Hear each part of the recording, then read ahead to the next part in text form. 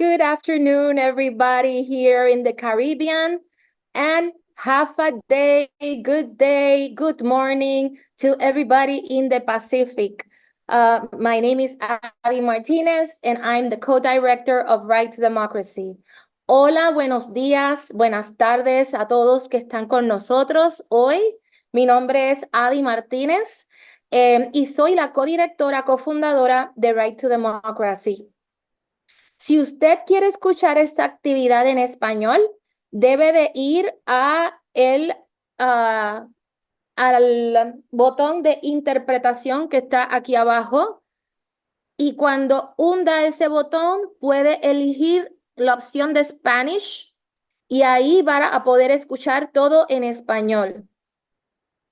If any of you want to hear this conversation in English when our guests speak in Spanish, please go down here and press the interpretation button, and you can select English option and you'll hear everything in English, including the translation of our Spanish-speaking guests.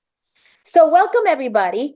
Right to Democracy is very pleased to bring to you this interterritorial, cross-territorial dialogue between Indigenous leaders, one from each territory. I am so happy because we were able to have somebody from all the territories present today with us that will be able to talk to us about the original peoples of the territories, the cultures, their resistance, and their continuance to this day to present their values, their culture, and every of the good things, el valor que trae this culture to us. And I am pleased to say that Right to Democracy has been doing this almost every month. We have recorded past dialogues are available in our webpage. And also this one is going to be, as soon as we are done, going to be brought up. And also available is our Building a Movement report, which talks about all the work that we did last year, going to all the territories and having dialogues with the people of the territories, and also the Summit on U.S. Colonialism. Please take a look at it. Don't miss it. Share it, as it has a lot of great information about the territories and the colonial framework. So to start, I'm going to introduce you to our fellow soon-to-be lawyer extraordinaire, Bruce Dyeron. Bruce is a Chamorro from Guam, and he is also part of the Right to Democracy team. And he is going to introduce the context of this wonderful panel as he coordinates the Indigenous and International Rights Committee in our cross-territorial coalition. Bruce. Today, thank you, Adi. It's good to be with you all here today. So I am originally from Guam. I'm Native Hawaiian, I'm Chamorro. I'm currently tuning in from Washington, D.C. I'm a former educator. I've taught in Hawaii. I'm a recently minted lawyer. I just graduated law school here in Washington, D.C. And I'm also the co-lead of Right to Democracy's International Law and Indigenous Rights Focus Group, where we talk about these kind of conversations. And in fact, we just had a kickoff not too long ago where we talked about creation stories from Indigenous cultures, Indigenous communities in U.S. territories. And when we think about Right to Democracy, you know, there's this sort of symbol of a star, which is a symbol of a sovereignty. And I see tonight here at least two Sanahis, which I'm very proud to be amongst. And the Sanahi as a symbol of the moon is very much connected to the Chamorro culture. And I think to connect that to other territories, you know, there is a moon that orbits the planet of Saturn, and the name is Rhea. And so the international body that names celestial bodies has really named the sites on this moon Rhea after all of the creation stories in the world. And so you have, for example, Fatu from American Samoa is a figure symbolizing origins of life and creation. You have Puntan. There's a crater called Puntan, representing this figure in Chamorro mythology, whose body created the land and the sky. And you have Atabe, which is the Taíno mother goddess, sort of connected to Puerto Rico and to the Virgin Islands via the Taíno culture. And just through this one symbol of, the star, of a moon, moons are very much natural satellites. And so their role is to be this, accompany another body, another planet. And so there's this relationship that one has to the other. And so beyond the symbols, the relationships that the US territories have to their administering power, to the United States proper, and to themselves, I think that's very much a part of tonight's conversation. And so that's how we kicked off our working group, by talking about those creation stories, sort of centering from that point and moving forward from that point of unity. So I think we'll turn it over now to the panelists for some introductions to get to know people a little bit more. Thank you so much, Bruce. So let's just go around the room. As I said, just tell us who you are, a little bit of information of why you're here, and something that you want us to know about your land. Andra, can you go first? Yes, it's an honor to be part of the panelists. And my name is Andra. My last name is Samoa. I was born and raised here, educated in the United States, and worked in Washington, D.C., Virginia, Maryland, and D.C. I would live there for 11 years, then returned back home, and then went back to the UH Manoa. So for me, my career path started when I returned back home to look after my parents and work at the utility company, and worked my way up to become the chief executive officer. It's a multi-purpose utility because we have only about 49,000 plus population. And so we looked over water, power, solid waste, wastewater, and at one time we were the fuel supplier. And after that, I tried to run for representative, representing my village. So on my third attempt, I got in back in 2018. And for 4 years, I was the representative as the only woman among 20 other representatives, and they were all chiefs. All the men in the phono are chiefs, except unfortunately myself for 4 years. And now I am a consultant for the Department of Health, and get to update and apprise the phono. The phono is the legislature on the value and the importance of one health concept, that everything is interconnected. Health, animal, people, land, water, ocean. So at this time, I wanted to also share some challenges later, but that is about Andra Samoa. Thank you. Thank you, Andra. Thank you so much. So let's pass it to, I have to my left, tengo a Pluma. Pluma, por favor, ¿puedes presentarte? Saludos, invocaciones. Gracias por la palabra. Un cordial saludo a los compañeros de otras naciones, ¿verdad? De pueblos indígenas.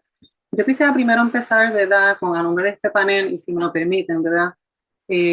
Con reconocer los ancestros de cada uno de los territorios, conocer los ancestros de Chamorro, las Carolinians, los Samoans y los íbaros taínos, y elevar, ¿verdad? Una invocación para que en agradecimiento por el legado que nos han dejado, nos acompañen y guíen en este panel en bienestar de los pueblos y naciones indígenas de nuestro planeta y de nuestros territorios. Una oración ahí rapidita. Bueno, pues mi nombre es Pluma Bárbara Moreno. Yo soy hija de María, nieta de Paula y bisnieta de Minga. Ambas son comadronas lareñas de aquí de Boriquén. Nosotros somos la nación originaria del archipiélago de la isla de Boriquén, cuyo nombre colonial es Puerto Rico. Somos nación canchívalo, hoy conocida como jíbaro, taíno o boricua. Llevamos muchos nombres porque somos muy antiguos. Descendemos de una gran nación indígena caribeña insular, de grandes navegantes y guerreros, con una civilización de gran desarrollo económico, político y social. Fuimos una cultura arraigada y somos una cultura arraigada a la tierra y el mar, con una sociedad matriarcal, donde el poder político y social se centraba desde las mujeres y cuya cosmovisión era altamente espiritual y política. Yo quiero hacer esta introducción sobre el contexto, que pues me gusta que la gente sepa en qué territorio nos encontramos. Sorprendentemente, en pleno siglo XXI, pues conformamos, ¿verdad?, ilegalmente una de las colonias más antiguas del mundo, bajo el imperio neoliberal y capitalista. Nosotros somos un pueblo no reconocido, sin derecho alguno, invisibilizado y extremadamente y exterminado en los libros de historia. Somos sobrevivientes a genocidio del papel, cuando a partir del 1787 los gobiernos los eliminaron de los censos. Pero como un pueblo de resistencia y supervivencia organizado, bajo alianzas y formaciones, ¿verdad?, políticas, indígenas, articulado desde el movimiento indígena de Boriquén, mediante movilización y estrategias políticas, sociales, económicas. Desde ese contexto, nosotros nos organizamos nuestra insurgencia nacional desde una supervivencia, ¿verdad?, organizada, con alianzas y en defensa de la tierra y el territorio, por la descolonización, y esto queremos siempre dejar eso allá afuera bien grande, por la descolonización, por la soberanía, la independencia de la isla y reafirmando nuestros derechos humanos indígenas inherentes a nuestra ancestralidad. Porque nosotros descendemos del grito del Coayuco. Ese fue el primer levantamiento en el 1511 y luego continuamos con el grito de Lares en el 1868. Y somos descendientes también de las gestas revolucionarias del grito de Caguana del 2005, cuando miembros del movimiento indígena de Boriquén formaron una denuncia, formaron una protesta reclamando nuestro centro ceremonial indígena de Caguana en las montañas del Otoán. Nosotros también conformamos alianzas con muchos otros pueblos, con muchas otras naciones, con muchos otros yucayeques en nuestra isla, buscando incidir en las políticas públicas de nuestro país desde un espacio, ¿verdad?, de invisibilización. Hemos conformado alianzas a través de una marcha amplia que hicimos, la primera marcha amplia que se hace en la isla en el 2020, llamado Areito Nacional por la Dignidad contra los monumentos coloniales. En esa marcha entregamos proyectos de ley para pedir que se erradiquen los monumentos coloniales y se dejen de enaltecer los nombres, ¿verdad?, que tienen que ver con todos esos crímenes. Desde ese espacio también hemos buscado incidir en los proyectos que tienen que ver con el patrimonio arqueológico, para que se incluya nuestra participación en ellos. Y bueno, desde ese espacio que nos vamos articulando y organizando, quería dar este contexto, ¿verdad?, un poco amplio del territorio, porque sé que hay personas que no tienen muchas preguntas sobre el territorio, y entender el contexto desde ese espacio nos ayuda a ver entonces más adelante cómo es que nos vamos organizando y resistiendo, ¿verdad?, ya con estos 530 años que llevamos. Gracias. Pluma, gracias. Me has contestado prácticamente la primera pregunta que teníamos, pero vamos después a volver para que puedan dar más detalles. So let's move now to the Pacific and then come back to the Caribbean. I have here Professor Michael Bevacqua. Could you please tell us about you and a little bit about why you're here and about your territory? Hafade si Diyos masi. Hanggang inano si Michael Luhan Bevacqua, familian Cabeza and Bitud, Tautauguahanzo. My name is Michael Luhan Bevacqua. I come from the Bitud and the Cabeza families on Guam. I am the curator for the Guam Museum. I was formerly a professor at the University of Guam. I'm also the co-chair for the group Independent Guahan, and I sit along with my friend Victoria Leon Guerrero, we sit on the Commission for Decolonization for Guam. And with my family and my brother Jack, we also have a creative collective called the Guam Bus, where we produce materials in the Chamorro language to teach the Chamorro language, talk about Chamorro history and culture. And so, mega bidado. So to give some context on the Chamorro experience from Guam, which is a lot of similarities, of course, because we are culturally, historically, geographically connected to the Marianas, the CNMI, but politically divided. And so Guam is one of the oldest territories that remain in the world today, especially in the Pacific. And it is also one of the most militarized areas in the world. And so the indigenous people, the Chamorros, struggle with this reality in which the many peoples in the Pacific are fresh off of the FESPAC. And so the Chamorro experience at FESPAC, the Festival of Pacific Arts and Cultures, is different than many other Pacific cultures because our colonial experience, Chamorros experienced European colonialism earlier and longer than many other Pacific peoples. And so our relationship to the land, our relationship to our own identity, our relationship to our own history is dramatically disrupted and impacted. And so that is part of our continuing conversation in terms of who we are as an indigenous people.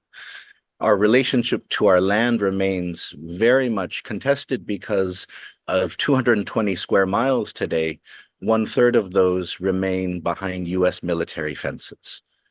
And so the reality of being an indigenous people in a place that the United States military has called the tip of America's spear is a difficult and complicated existence.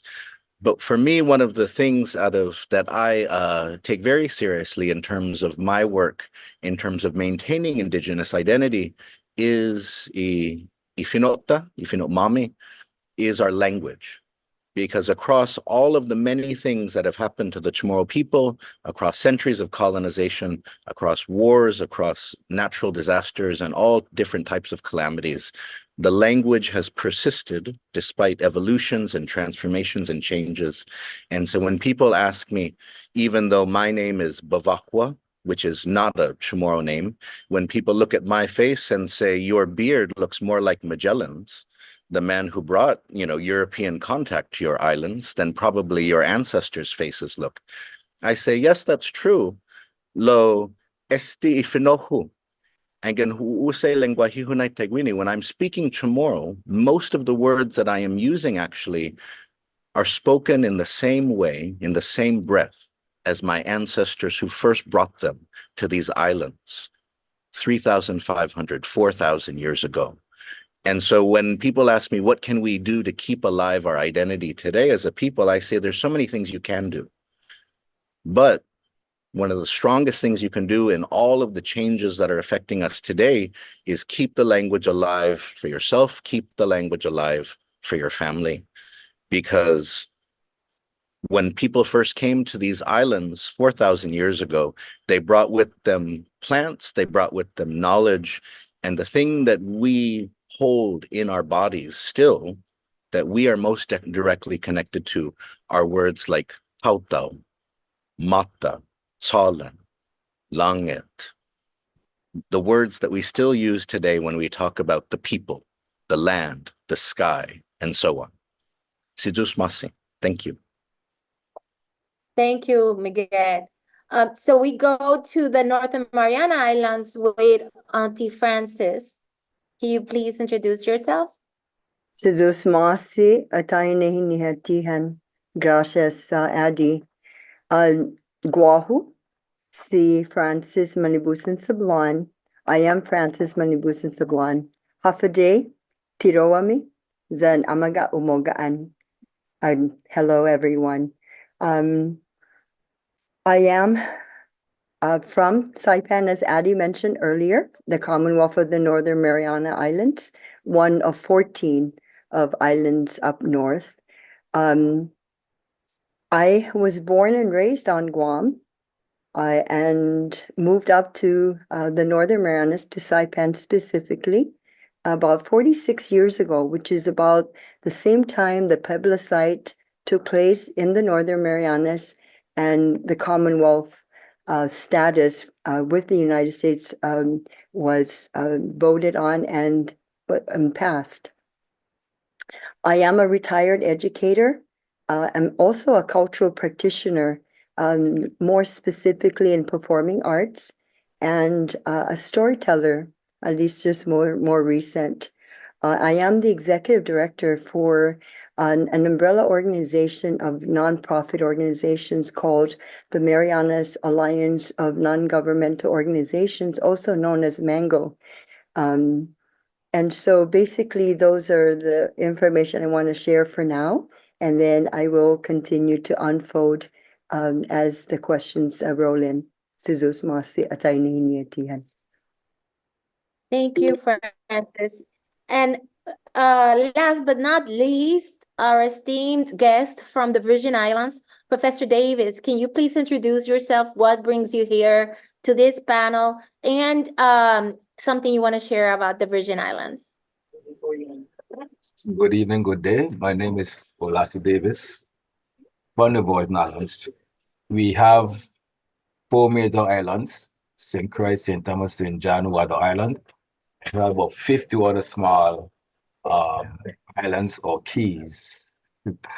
I'm an educator at the University of the Virgin Islands, a professor. To learn about me, it is online. My average is international.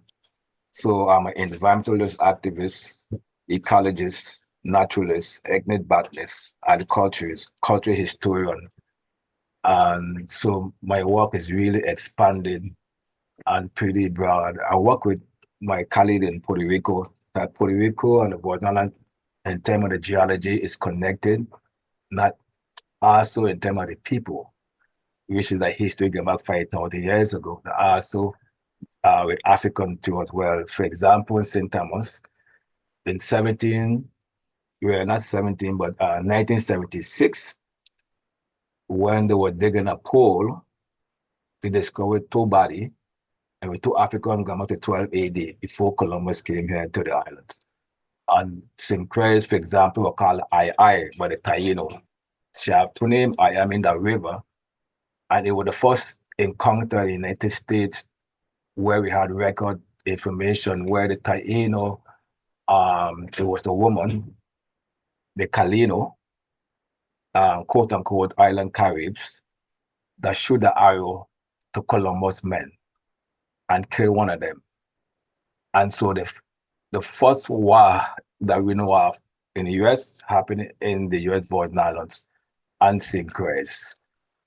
I also work with archaeologists, work in medicinal plant, work with food. So my background is pretty broad, and plus teaching at the university. I work with graduate students doing a PhD from all over the world and do a lot of research.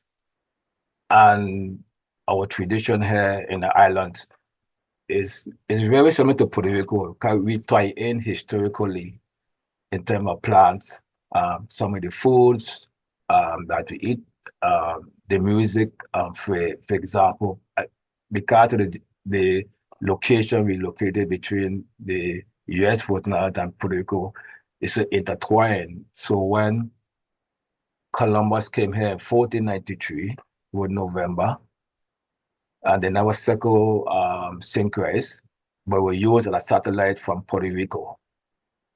And when they had war in Puerto Rico, the indigenous people from St. Croix, up from the Virgin Islands, migrate to Puerto Rico to fight, to help them fight, and vice versa. So you really kind of separated Puerto Rico and the US Virgin Islands because it's so intertwined in terms of the culture. Even up to when Puerto Rico would respond to the American War, and during the Great Depression, a lot of Puerto Rican migrated to St. Croix. And likewise, during the 1600s, a lot of enslaved Africans migrated to Puerto Rico. And so today we have what we call VI and Puerto Rico Friendship Day. So the culture is so intertwined, and we have family in Puerto Rico, in Ponce, for example, going back to the 1800s. And so we just basically one family. At the right for the paper is that line over 8,000, and there's an article I wrote which called VI Puerto Rico ties extend beyond friendship in region geology. So if you go in, put in VI friendship day to Puerto Rico and put in Olasi Davis, and you bring up the article. I have over 8,000 articles, and they've been used worldwide for research, and they deal with culture, they deal with history, they deal with plant. Also, I teach online in Denmark. Denmark, before the US purchased us in 1970, when it was transformed. But in 1960, they had a treaty. And the Virgin Islands, again, is the only island in the Caribbean under 7 flag, the last flag of the United States. That in itself had a history in itself. And so when they was transferred to the United States, we were not no citizen. So you have to fight to become a citizen. That's the other history in itself. And to this day, you cannot vote. So that's the other history by itself. Why interesting about that, in 1803, law was passed in Denmark. Denmark owned the island at that particular time, Talent Island, that no one should be sold.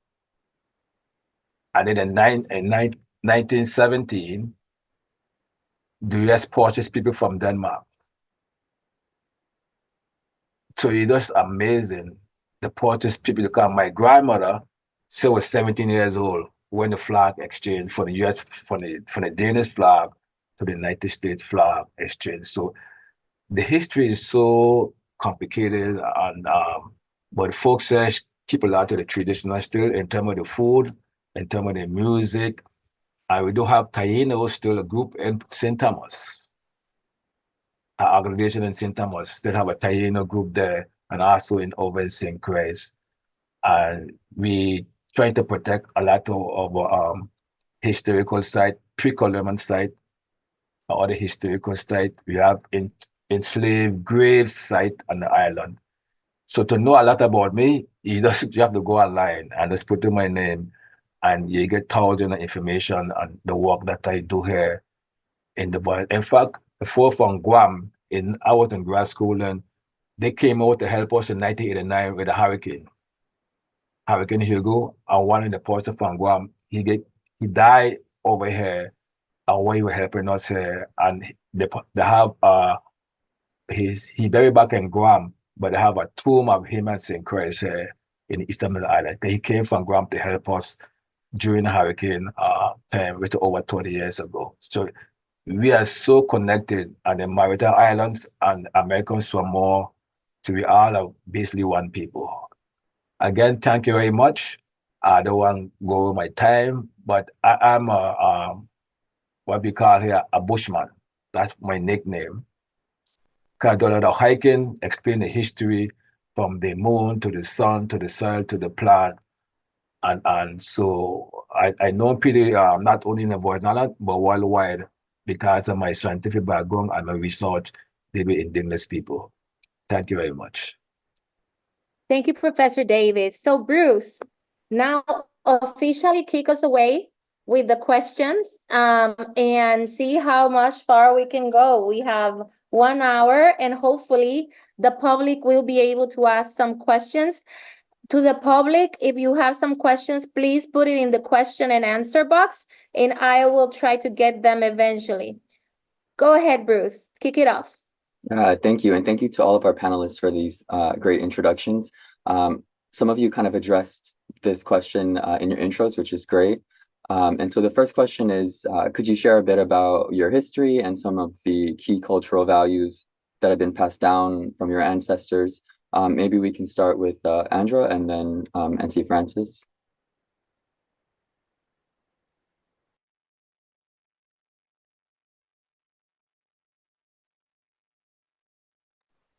Yes. So my history, we are considered Samoans. So mainly, even though we're Samoans, we feel that we are well connected to Polynesian, Melanesian, and Micronesian. We do have similarities in terms of our land and culture and language. So we can go back 3,000 plus years ago. But just to fast forward, our Samoan language, our culture is very much intact. Even though we were split by the colonial powers back in 1900, well, 1899 is when the British, Americans, and the Germans decided, without any input from the indigenous people, decided to split us up, where American Samoa was very strategically beneficial to the United States of America. And Western Samoa was strategically, commercially beneficial to the Germans. And then the British also have decided to take Tonga and other Pacific islands. The core of our values is the family. So we do have our chief system that begins with, like, the nucleus cell of amoeba is our family unit. So among the family, we do have extended way down to the 20th cousins with a lineage that we consider extended family. And with that, there is one chief that oversees the family. In American Samoa, there's 67 villages, and the villages are split into districts. So we have the Manua Islands, which is the deed of cession was signed in 1904. And the king of Manua at that time was very resistant. It took 4 years for the commandant, Benjamin Tilley, to try to persuade him, because his belief is, what right do the three powers have to intervene or interfere in the indigenous people's government? Because we had our own system of government before the powers came to split us up.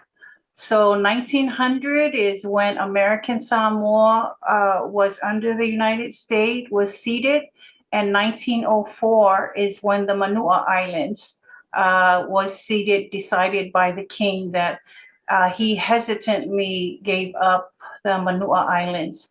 But with the very well-known question that is also documented, you do not have the right to just come and split us up, the three powers.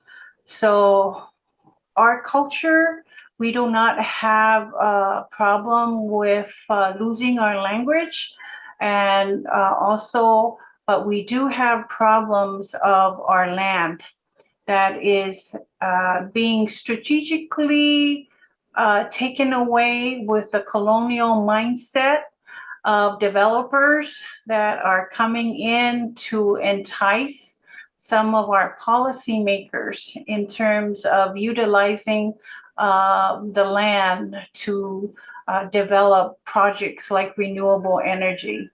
And the chiefs are the ones that have the right legal ownership to the land instead of the village council. So there is a war going on in terms of justification of following the law, where some of the chiefs have beneficially gained and being persuaded by the developers and have outcast and excluded the legal chiefs of who own the land.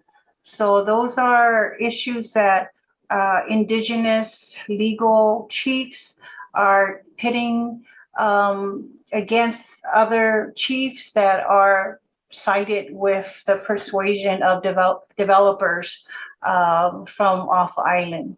So that's just a short, brief challenge that we are going through with our land. But we do have the alienation of land. No outsiders can just come and purchase land. They have to have a certain percentage of Samoan blood or married to a indigenous resident of American Samoa. So that's a brief summary of the history and also challenges in my culture. Thanks, Andra. I think the Samoan and the Mariana archipelagos definitely share the history of a sort of partition between the two. And so, Auntie Frances, if you want to also provide a history of the NMI. Sizus Mase Tainehiniati and Bruce and Andra, as Andra mentioned, land alienation rights, the Northern Marianas too, we call it Article 12, where only a certain percentage of the indigenous Chamorros and the Carolinians can own land here. For instance, I was born and raised in Guam, therefore I do not and cannot own land. My husband, who is originally from the Northern Marianas, and my children, because of their bloodline from their father, can own land. So we share that commonality. And as Bruce mentioned, we share the commonality of being split from Guam.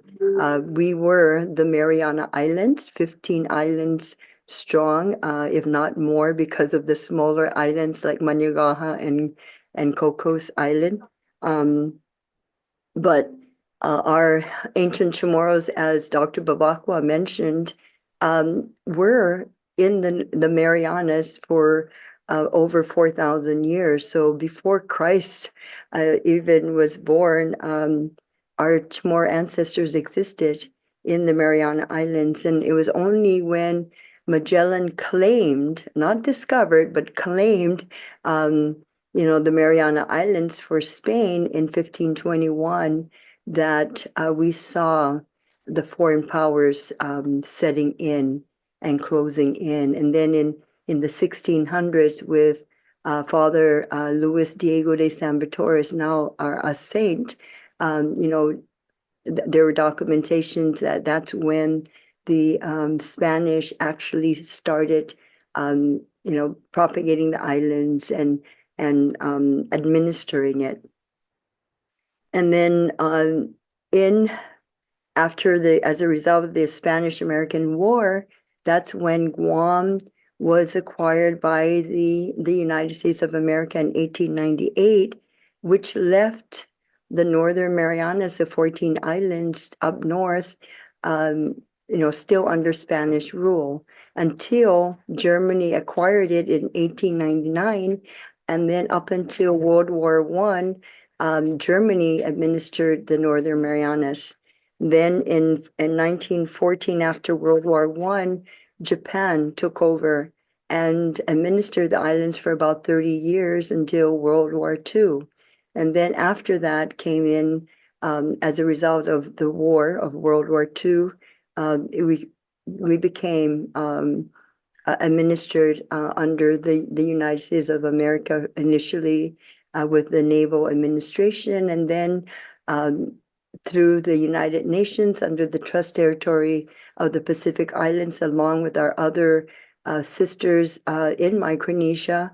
And that's why the closeness is there between the Micronesian states and republics, because of that administration under the Trust Territory of the Pacific Islands.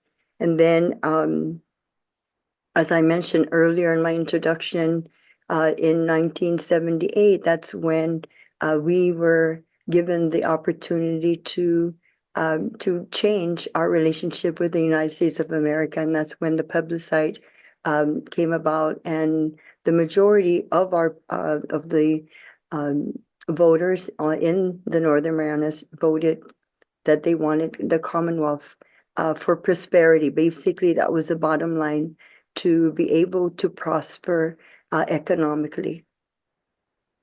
And so basically, that is our history in terms of the world powers and our ancient people. But in terms of values, as Dr. Babakwa mentioned, and our other panelists, language is very important. That's what we value. That's what, really identifies us as Chamorros, as Carolinians, as, natives of the 5 different territories that we have panelists for. But most of our words, if I'm not mistaken, and correct me if I'm wrong, Dr. Babakwa and Bruce, is that most of our words are Spanish because of the 300 plus years that Spain administered us. Then for the Northern Marianas, we do have some German words because of our German administrators, and then we have a lot of Japanese words. And so and now we have a lot of American words in our Chamorro language and also the Carolinian. So although the number or the percentage of words that were introduced to us keeps changing our language, nonetheless, as Dr. Babakwa mentioned, we still have that passion and we still use the words. It may be a different word, but a different term, but we basically use it the way our ancestors may have used it. And customs, our custom of respect, we uphold that very much, and that's similar to our panelists in this session, along with our people around the world. We have, at least we're documented, that the ancient Chamorros would, instead of the kissing of the hands, which was introduced by the Spanish, but the Chamorros, we don't really kiss the hands, we smell the hands. The smelling in, taking in the essence of our people is basically what we did. But originally, what was documented was our ancestors would basically crush down very low to the ground and say "antiarimo," which for some say it's "please permit me to kiss your feet." Again, showing respect, especially for the nobles and the upper class. But then going back to Manini, although the Spaniards introduced it as showing respects for the elders and authority, it really is a reciprocal gesture, because not only do the youngsters and those that are subjects would show sign of respect, it's where the elder has the opportunity to bless those that are showing respect. And so basically that, and then reciprocity, that's how we survive up until today. And I'm pretty sure our ancestors survived the same way, where we come together, we help each other.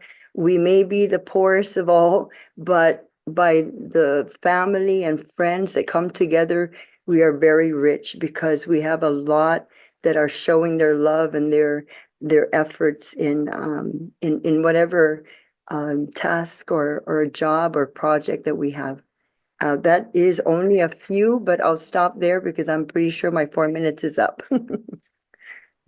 Thank you, Auntie Frances. That was a very important perspective. And now that we have, I think, a good historical background, we can move forward. And thank you too for mentioning the distinction between discovery and claiming I like that you mentioned the difference there. And I think that proceeds to the next question of, despite these issues in the face of colonialism, what cultural elements have your people been able to preserve in these various territories, and how are you working to keep these traditions alive?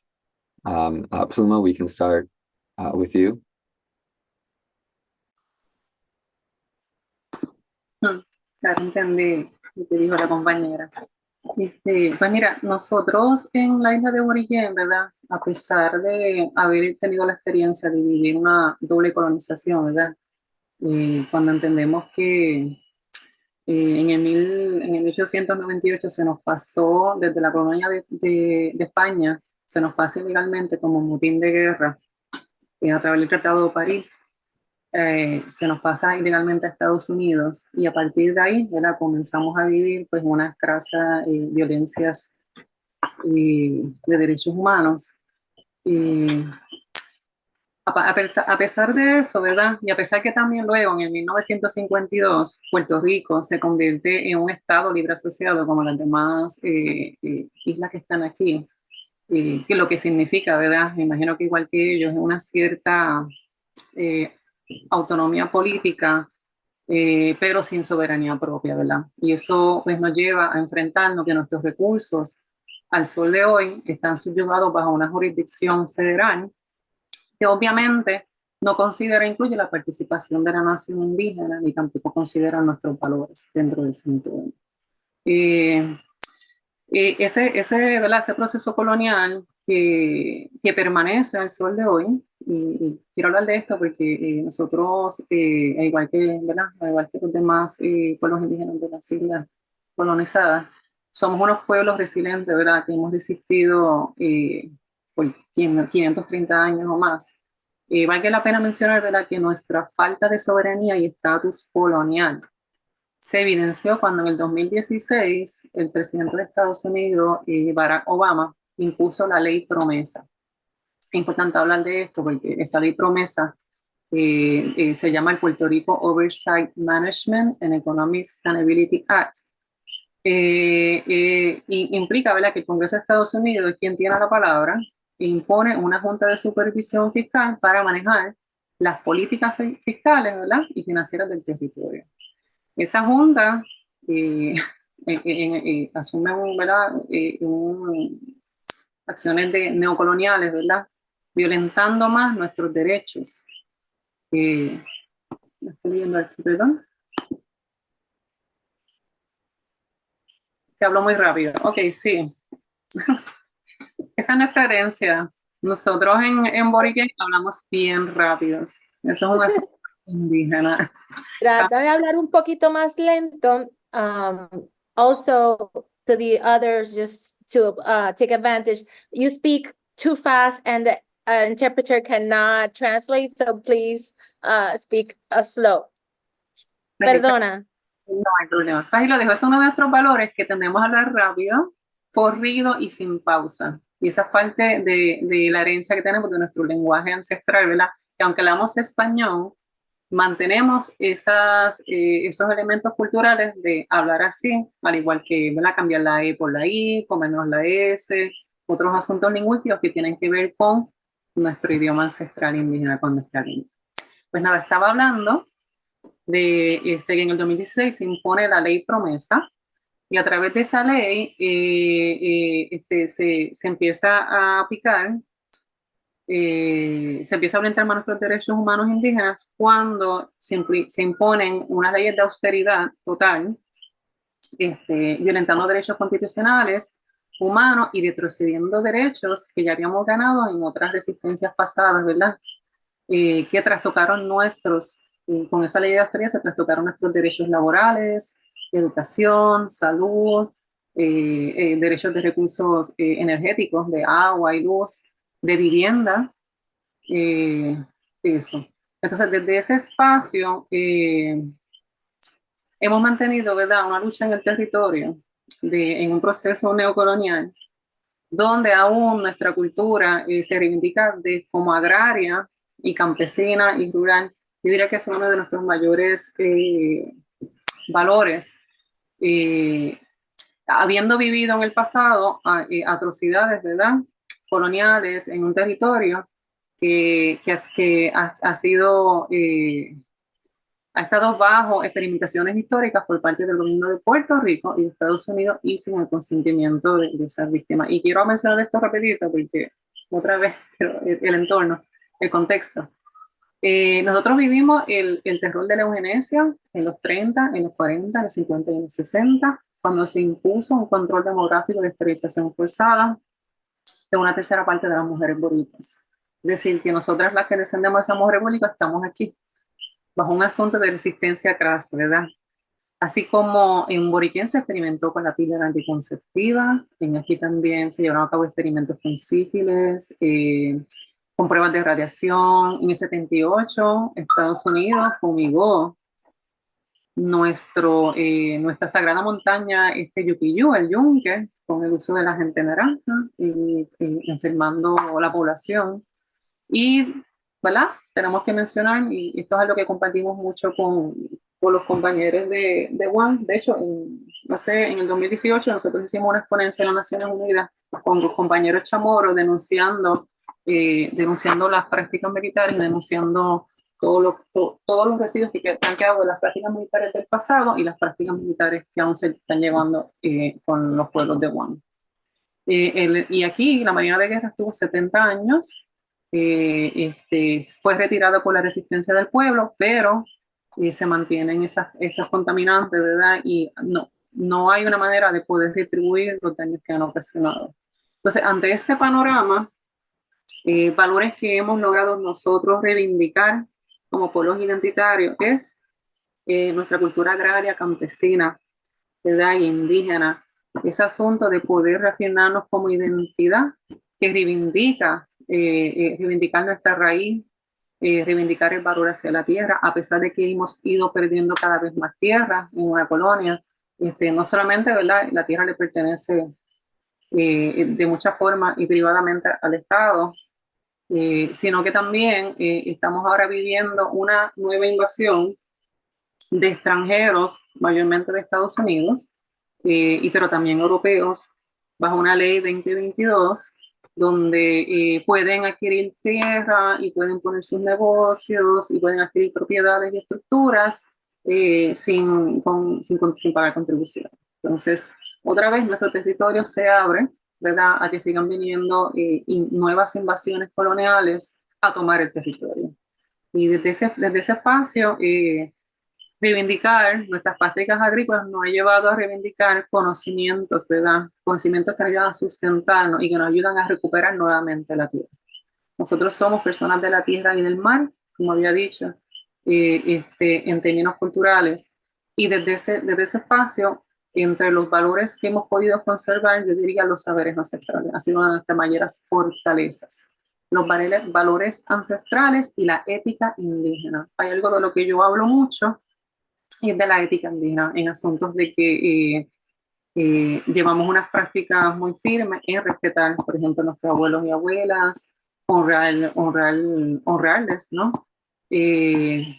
Formar a nuestras niñas, nuestra juventud, empoderando de su idiosincrasia identitaria, ¿verdad? Cuidamos y conservamos a la madre tierra y su naturaleza, porque por eso es que somos yucayecas agrarios, como había mencionado, somos labradores de la tierra, porque por ahí viene ¿verdad?, esa cultura. Desde los asuntos religiosos, practicamos ¿verdad?, y tratamos de llevar esa denuncia también al espacio público. Nosotros practicamos el que no se vendan nuestros objetos indígenas antiguos. Es importante mencionar esto porque en Boriquén hay una gran escala de yacimientos ancestrales, de centros que existieron, que existen, que están bajo tierra, que están descubiertos. Hay una gran cantidad de material ancestral indígena, ceremonial, no ceremonial, de uso cotidiano, pero ancestral, que nosotros hemos heredado. Y nos enfrentamos aquí a una situación de venta de esos objetos y por ende, estos son parte de nuestra ética. Los objetos no se venden, pasan de generación en generación, de clan en clan. Nosotros no profanamos nuestras tumbas o descansos de nuestros cementerios ancestrales. Nosotros no nombramos nuestras divinidades, esto es bien importante dentro de esos valores. Nosotros nombramos nuestras divinidades con sus nombres originarios y no nos apropiamos de los nombres de otros pueblos. Por ejemplo, estamos viendo una apropiación cultural fuerte que se está dando en el territorio. Por ejemplo, nuestra madre tierra le llamamos Acabé, gracias al compañero de sangre que lo menciona así también. Y no Pachamama, Pachamama es como se llama el sur. Y respetamos eso porque son distintos territorios, distintas fuerzas y energías. Evitamos esa apropiación cultural, no capitalizamos los conocimientos, en lo económico, pues no explotamos nuestros bienes y recursos naturales, ¿verdad? Aquí se ha dado una ola increíble de desplazamiento de la población rural y campesina, mediante el turismo, seguir trayendo personas de otro lugar y usando nuestros bienes y recursos como un asunto de entretenimiento superfluo. Y nosotros pues obviamente pues nos organizamos contra eso, contra el desplazamiento de nuestra gente desde ese espacio. Practicamos economía solidaria dentro del proceso que mejor podemos, porque vivimos ante un capitalismo craso neoliberal que sigue reinventándose para seguir desplazándonos, tomar tierra, tomar los recursos, crear hambrunas en unos territorios donde podemos producir comida 4 estaciones al año. Practicamos el trueque, es uno de nuestros valores bien importantes, el intercambio de bienes y servicios, entre otras cosas. Pero lo más importante, que siendo político, por supuesto, como pueblo originario, nuestra ética es defender el patrimonio ancestral, esos son nuestros valores, y fomentar alianzas extraterritoriales, interterritoriales. Ese es nuestro enfoque ahora como pueblo, desde ese valor, de volver a crear caminos, o volver a retomar los caminos de encuentro con los otros pueblos de toda la allá. Entonces, desde ese espacio nos realizamos con las naciones indígenas y, nuevamente, lo sigo reivindicando ahí, luchamos por la independencia y la soberanía indígena contra la colonia y el patriarcado. Esos serían, digamos, los valores más esenciales en una cultura donde hemos perdido el matriarcado. Nosotros perdimos el matriarcado con la inserción de la colonia. Nuestros pueblos eran dirigidos por las mujeres. Aquí mujeres caciques, mujeres beíques, eso se ha eliminado en la historia. Incluso hay caciques y beíques que dicen que no era así, pero nosotras sabemos que es así.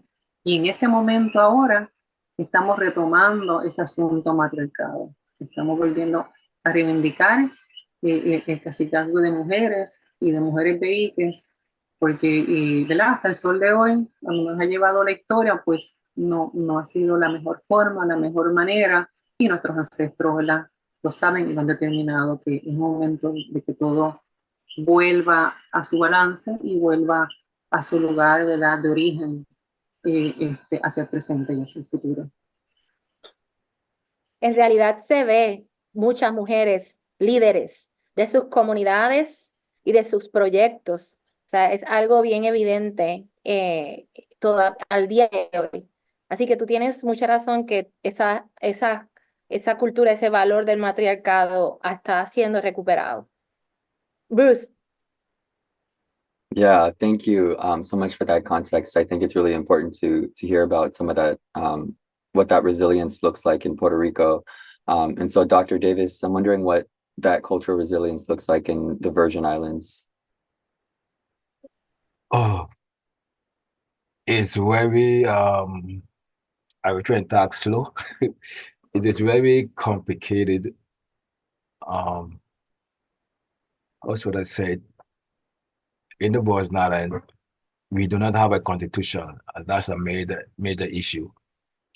For the past decades, we tried to establish a constitution. And for right now, we have a called the Organic Act that was established basically by Congress that govern us. And for many years, we tried to get together to form a constitution and then send to the United States. And what happened, because we become a melting pot now in the Virgin Islands, people from different parts of the world, especially from the United States, that come in. For example, in our constitution, we say we want to have native right to land, which is a big issue in the Virgin Islands. People from elsewhere who are US citizens do not want that. See, it come a conflict back and forth, especially in St. John, halfway to the national park, and it's an issue there land all the time when it comes to the national park. So people fighting to maintain the land. The other issue is the tax.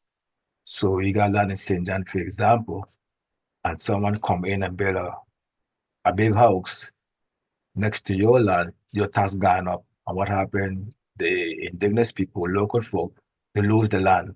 So land is a major, major, major issue here in the Virgin Islands. Another thing too is the federal laws precede the local laws. For example, when the Supreme Court passed the same-sex marriage, we have to accept it here in the Virgin Islands, or in Puerto Rico too as well. So even though we have laws to govern ourselves here, but because being part of the United States, the federal support our laws. So that's a issue. Basically, we're a colony, even though they say it's a territory, but people look at us ourselves as a colony because it's still colonized by the United States. And even though back in 1917, the military managed the islands up until the early 1930s when the island was purchased from Denmark. And there were issues in those days with the local folks or the indigenous people here fighting against the military, where they were treated in terms of racism, in terms of the culture and support and so on, until probably around 1930 and 1931, the US government started to appoint governors to govern to the Virgin Islands. And the first governor here was appointed for the United States. His name was Paul Pearson. And that happened for so many years. And then in early 1970, we elect our first governor, the late Governor Evans. He was the last appointed and first elected until now. So you could see in terms of the political arena, how far we have come in terms of having our own governor and our own senators to govern the islands and created all our own laws. But yet still, our governor boss here in Puerto Rico is the Department of Interior. So going back for the 1917, it was the military. And then when it was changed, and we start to, elect our own governor. So the Department of Interior is basically our governor boss. So our cultural value had deteriorated over the years, but we do have cultural values that we still hold on to, and that's the festival of food. For example, Hallelujah, going back from the indigenous people and African people, where it's still be eaten today and during the festival time. A good example, starting late down in the year with the Hallelujah, is a folklore where you purge the old years and bring the new year into. That's a tradition. Other beverage, native or indigenous beverage, is the mabi. Mabi came from the indigenous people again, the Taínos, that folks still use the mabi here to make drinks. So we have some indigenous food that still practiced today in the Virgin Islands, and also the festival or the carnival. You see a lot of the indigenous display during our festival here in the island. During COVID, here in the Voice Island, what happened in the Caribbean, a lot of the independent islands, they closed the border because we being a U.S. territory, we could not do that. So what happened from other Caribbean islands or for the United States come to the Voice and Puerto Rico and create major problem. While the people here do not want that to happen. They don't want to see folks come in to the islands. But we couldn't do anything about it because our status there with the United States. So they come inside the bays with the boats, and we have certain rules for COVID-19, and they dump stuff in the oceans. People complain they can't go to the beaches and they go to the stores. So it become a major problem. And the reason for that, because with the US territory, so you're gonna close the border. While other islands close their border, because they were the independence, like for example, like Antigua or St. Kitts, for example. And then what happened when some US force come down here, because the US was shut down. When it came to the island, they did not want to obey the laws, the COVID law. That was another issue again. They didn't want to wear the masks, and they didn't want to do a whole other thing. So that upset the local folks again. So just being part of the United States is a double-edged sword. Being a colony and at the same time having your rights to your land, and at the same time in terms of the education too as well. For example, here, a lot of our students in school learn more about the United States than what they learn about the Virgin Islands. So that's the other issue, the education system. Instead of teaching our children about the history, about the island, about the indigenous people, about the African people here, very little being taught. So they're very ignorant and they learn more about the US than anything else. So the history have a major impact on our young people in terms of who they are. But what brings us close together is the festival, where the older people, they teach the younger generation about the food, about the dancing. Our traditional dance here, we call the fungi band, the scratch band. Our national music is the Quill Bay. And that played during the festival time or during different culture activities on the island. So our school children and people in the Vernon know that Quill Bay is our indigenous music. So there's certain traditional way of doing things that keep the people here together, despite the impact of outsiders, especially the United States. And the way how we've been treated here in the island, we feel is secondhand. First, we cannot vote. We don't have a say. In Congress, we do have a delegate, and she cannot vote neither. So we basically secondhand in the Voice Islands. And when it comes to our taxes, to how the taxes are being structured in the Voice Islands, is not fair to the people of the Voice Islands. Because again, the US laws precede our laws here in the territory. But we do have awareness on the culture here, despite of the impact of the US. The culture is still strong, and they are throughout the community in different islands within the US Voice Island, still teaching the culture to the younger generation and to the public. For example, being a tourist destination, what attract people here, they got to the culture, the food, the dance, the music, the way of doing things. Good morning, good afternoon, how are you doing? That's part of our culture. When you see someone, you greeting them. And so they don't come here just for rum, we produce rum, or sand, or beach, but they have to come the culture to see what have to offer. So that's a positive for the islands. And because of that, we trying to maintain some of our culture in the Virgin Islands. Have to be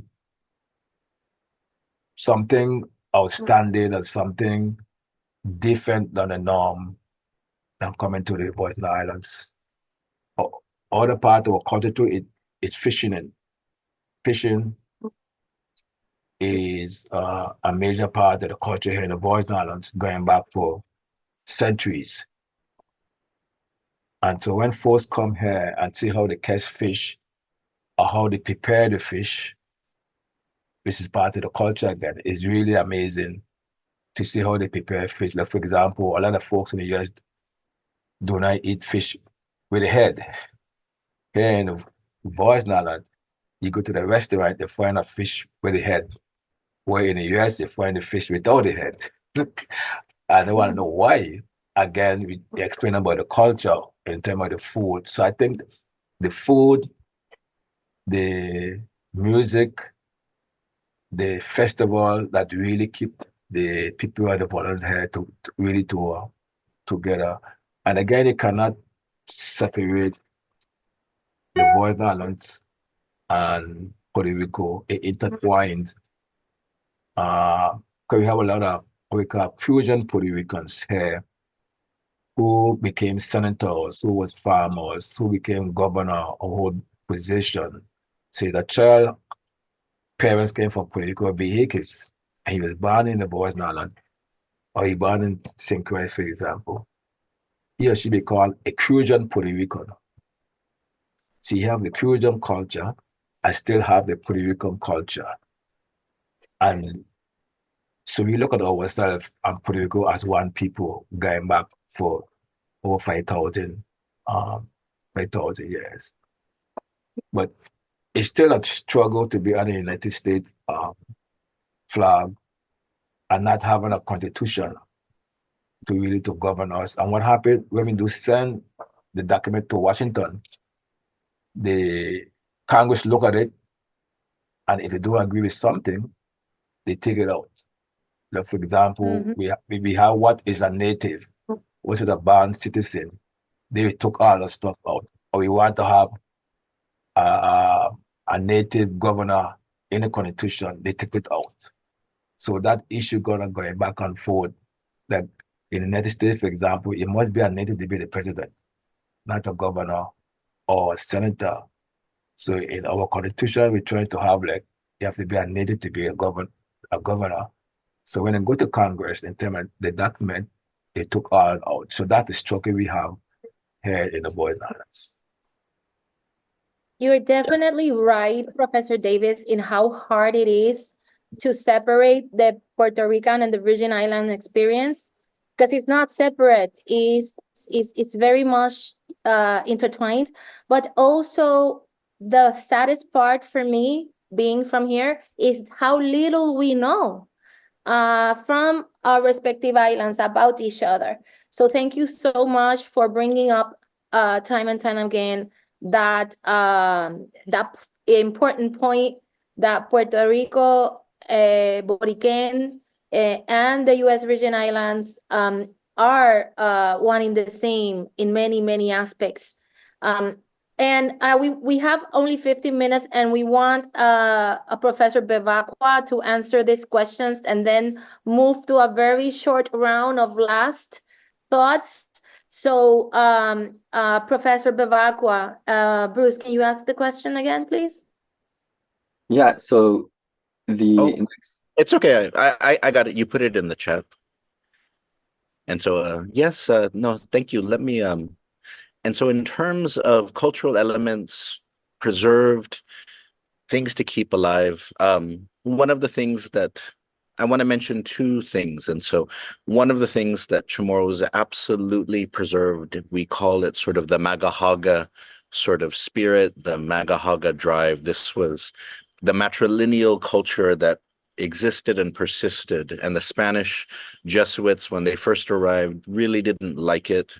And sort of Spanish colonization and Catholicism instilled a patriarchal culture, which sought to kind of push down sort of Chamorro female power. And in some ways it did work, in some ways it did not work. But that Chamorro sort of Famalawan female drive still exists, although it does struggle against American patriarchy, Spanish colonial patriarchy, and so on. But it is definitely still there. One of the ways that I like to talk about this issue of sort of traditions and sort of as Indigenous people, how we should think about it, because as we look at the world around us, right, there's these pressures to change, but there's these pressures to preserve, to hold on to. And so there's a wisdom saying that I always like to teach my students, because it changes. It's slowly changing, but the essence of it remains the same. And so it starts off usually in a way which is very matrilineal. Isalapion sosota un zuzuti lo unuhai nanamo, which means the money that you find, you'll always find a way to get rid of, but you'll always only have one mother. And so basically reminding people that there are the things in the world that come and go, but there are the things in the world, such as your mother, which are timeless and eternal and essential. And what people do then in time is that they have augmented and changed that saying to basically say, Salapion sosoda unzuzuti lo unuha itanotmo. People change it to say that the money you find comes and goes, but you only have one land. To remind people that you should not, that you should make, you can make some choices in your life about money, but your land has to be something that you factor in a different set of choices for. Or isalapion sosodon zutilo unuhay lenguahimo. The money comes and goes, but you only have one language. That your language or your culture should belong in a different category. That in the world today, there are the things that you can buy and sell, you commodify, you can turn them into NFTs, you can change for Bitcoin, you can do all of this stuff, but there are the things that you have to put into a separate category.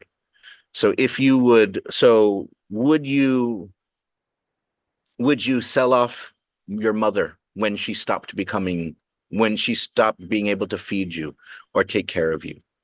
Would you do the same for your land? Would you do the same for your language or your culture? And so for me, this is a powerful but simple source of wisdom which we can use to navigate the world today. So how should we make our choices as Indigenous people? That you should not give things up because somebody offers you this amount of money to build a resort here, which can guarantee you all of this and all of that, because you should think, well, sure, we can make this much money today, but should this land, should it be factored into something which we should put beyond these calculations of money comes and money goes? Oh, sure, we can teach all of our children this language and we should just forget about our own language because who really speaks our language? Everyone else is speaking English. But at the same time, what have we done in the fact that our language is something that has been around for thousands of years, and the choices that we make cut them off from their ancestors, and that one day they will look to us and wonder about the choices that we made where we decided for them that we should disconnect them from their ancestors, that we should basically put the Marianas Trench between them and their past. And so for me, these types of sources of wisdom from our ancestors help us in all of the craziness that is the world and all the virality of the TikToks and all the many apps which fills up our phones. There's still wisdom. in our elders that can help us navigate all of that. But it comes down to helping us decide what is it that we as people should decide is beyond the negotiation, beyond the commodification, and beyond the buying and selling of the world around us. Sidus Masi. Thank you, Dr. Bavakwa. I think that was a very important perspective, and I think N.T. Francis too. It's interesting to sort of hear what the perspective would be too in Saipan. So, what is maybe just one thing that you believe that the government should do to protect the fundamental rights of Indigenous peoples, as hard as that might be to sort of narrow it down to one area? If you were to narrow that down, Be very fast at it. We're sorry about that, but yeah. That's fine. Institutionalize and immersion, and our language and our indigenous culture, meaning to say, don't just pass laws and policies. Give us the money so that we can implement the projects, such as immersion programs, so that we can continue to give value to our language and our culture through customs. So basically, that's it, is just kind of giving us the money to maintain what it is that we believe in, especially in maintaining our culture. Sizus Masi. Thank you, Auntie Francis. And Andra, I know that you were mentioning some points earlier about like renewable energy and about the land. Is there one thing that you think or that one priority you think that the government should do to further protect Indigenous rights? Yeah, definitely. I just want to concur with Professor Bavakwa and Nancy Francis. You cannot eat money and also eat so many of taking in the enticement of developers that would love to come and, construct renewable energy.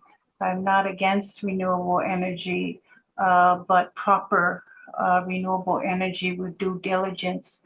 I'm confronting some movement with regards to helping the landowners that have been excluded and have the developers trespass their land for the wind project. So I will be going against the government and also with exposing the improper violation. They have legally violated their own laws. So that's in the code of the laws of registering illegally trespassing without proper registration of those who are the real owners of the land. So it is going to be a challenge for especially people like myself that are not chiefs, but we know very well the destruction of the watershed and also the water source and also the rainforest. So land is very special, and the spirit of ancestors make the identity of who I am and other who are joining this movement. So land is precious, especially when you know that the community rely on clean water and also with the soil and also with the rainforest, the ecosystem. So is it money that is more important? Or is it keeping the legacy of providing for the future generation what our ancestor provided for us? So that is one of my passion in terms of leading a movement to stop the development of, misplaced renewable energy wind farm on our land. Thank you, Andra. Sounds like there's a lot of similarities in the Pacific and in the Caribbean too. I'm wondering, Pluma, what is one thing that you think the government body should do to protect the fundamental rights of Indigenous people?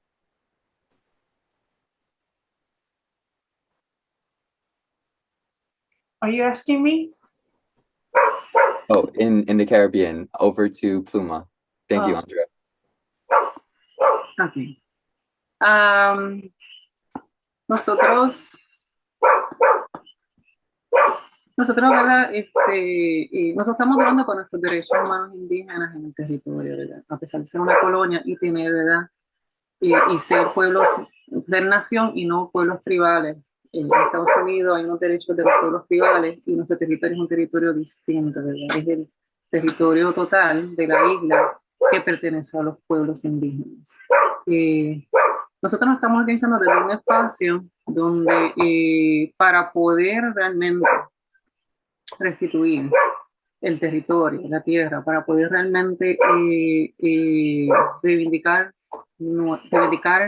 los derechos de los pueblos indígenas, solamente, ¿verdad? Hay una cabida y es la descolonización. Es el dejar de ser colonia, ¿verdad? Apenas hace una semana, ¿verdad? En cuestión de descolonización, por ejemplo, se volvió a presentar otra resolución para que Puerto Rico se reconozca con su libre determinación e independencia. Y la Asamblea General sigue, ¿verdad?, desistiendo de abrir el caso de Puerto Rico como una de las colonias, ¿verdad? Ante ese espacio, lo primero que nosotros como nación indígena reivindicamos es que, y lo quiero dejar bien allá afuera para que se escuche bien, es que aquí nunca hubo conquista. Hay un asunto, ¿verdad?, de conquista que siempre nos coloca como pueblos de segunda, como poblaciones que no son parte del presente, que no conforman la modernidad, que no son parte del desarrollo del porvenir, ¿verdad? Y del futuro. Y hay que reconocer algo, aquí nunca hubo conquista, ¿verdad? Hablamos de colonización y resistimos a esa colonización. No hubo conquista porque continuamos en resistencia. Hay pueblos que continúan organizándose, hay pueblos que continúan luchando, hay pueblos que continúan debatiendo, hay pueblos que continúan llevando la palabra, ¿verdad? Para que nuestros derechos sean. Entonces, para nosotros la colonia, la colonización es un crimen de lesa humanidad, ¿verdad? Una lesa humanidad. Y desde ese espacio hace falta crear una jurisprudencia, necesitamos crear sistemas jurídicos, políticos, que incluyan el respeto y la implementación de políticas públicas desde nuestros derechos. Y digo implementación, como el mayor problema no es solamente crear o aprobar derechos indígenas, sino cómo se implementan, ¿verdad? Cómo realmente se pueden llevar a cabo en un territorio donde hay una realidad ancestral, ¿verdad?, que choca con una represión colonial, racial, patriarcal. Entonces, seguimos reivindicando, ¿verdad?, el derecho a la consulta libre y previa informada, ¿verdad?, que es el derecho más fundamental. Es el derecho mínimo que corresponde a los pueblos, porque si se consultara a los pueblos, pues, ¿verdad?, todo podría ser una solución en cierta forma. Pero la realidad, incidir en esos derechos es un asunto, ¿verdad?, al que tenemos nosotros que también prepararnos. Desde nuestros derechos inherentes, nosotros llamamos y proclamamos a la isla de Boriquén y a crear políticas públicas, a crear políticas públicas que incluyan a los pueblos indígenas. No vamos a derrocar la colonia ahorita, no vamos a derrocar nuestro estatus político en Estados Unidos, pero nosotros hablamos de ir construyendo esa autonomía, esa soberanía desde adentro, ¿verdad? Como hablamos, construir la República Indígena desde nuestro territorio, desde adentro. En la práctica, que nosotros tenemos nuestra soberanía alimentaria, nuestras soberanías económicas, nuestra soberanía territorial, la reivindicación de las plantas medicinales, etcétera. Y para poder trabajar hacia ese entorno, hemos creado, quiero dejarlo también ahí, hemos creado la primera escuela indígena de formación política y saberes ancestrales del Caribe. Ese es uno de nuestros mayores proyectos que estamos llevando a cabo para desarrollar espacios de pensamiento crítico donde nuestra nación pueda seguir decolonizando mentalmente nuestros procesos, decolonizando la cuerpa, ¿verdad?, como parte del territorio y decolonizando en esencia la tierra como un territorio frontal. Desde ese espacio invitamos, ¿verdad?, al resto de nuestros hermanos a seguir incidiendo en coyunturas, ¿verdad?, que nos sigan llevando a entender que hay muchos puntos en común de invasión, de colonización y de resistencia. Quiero dejar allá afuera ahora la pregunta: ¿cómo podemos, entre los pueblos que hay aquí y entre los pueblos que nos escuchan, empezar a unir, hacer alianzas y unir fuerzas para crear una resistencia mayor, para poder garantizar que sigamos cada vez más reivindicando, ¿verdad?, nuestros derechos fundamentales como pueblos originarios?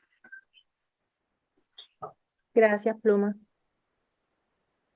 Thank you, Pluma. Those are very important considerations. And unfortunately, on Dr. Davis, we're a little bit out of time. So I'm wondering if you can sum it up in just 1 minute. What is one thing that you think the government should do to protect fundamental rights of Indigenous peoples? I would say food security, land.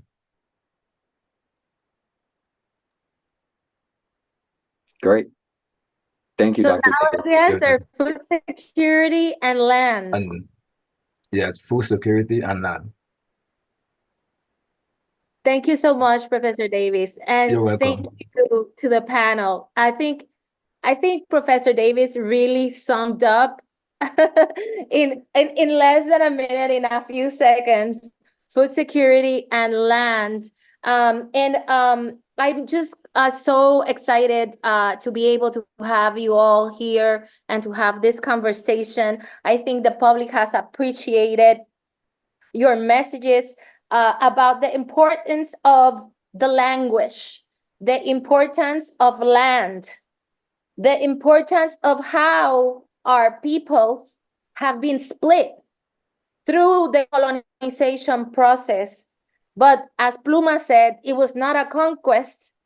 It has been a colonization process that is still happening in things like the Promesa Law, like the displacement of people, that is happening in the different places. And in that sense, we are still resisting. We are still resisting selling our objects. We're still resisting the fact of being our land being sold. And definitely there are these connectors between us, between the different peoples of the territories that turn around us like the moon. It's just that we cannot eat money, like our Samoan colleagues said. We will not be able to eat money, and that the only way to survive and keep resistant is guaranteeing the subsistence of the mother. And the mother as the symbol, the biggest symbol of all, not a coincidence that it is represented by the feminine astro, the feminine existence of the moon.